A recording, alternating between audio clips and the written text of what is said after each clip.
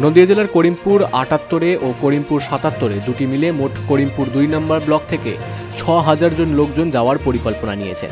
আর একথা জানালেন দিগনকান্দি অঞ্চলের প্রধান তথা করিমপুর ৭৭-এর ব্লক তৃণমূল কংগ্রেস সভাপতি কার্তিক চন্দ্র মণ্ডল। তাদের ব্লক থেকে মোট ৬০টি বাস যাবে। দিগলকান্দি অঞ্চল থেকে ৭ জন লোক নিয়ে যাবেন তারা জনসভায়।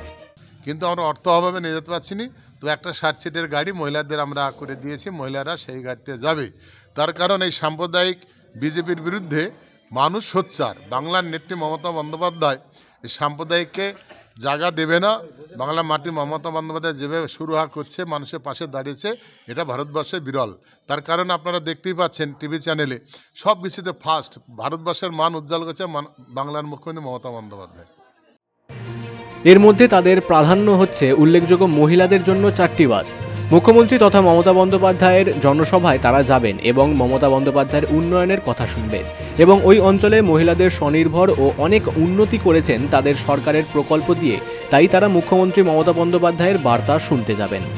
নদিয়ার করিমপুর থেকে অর্ধেন্দু মালাকারের রিপোর্ট, বিগ নিউজ বাংলা।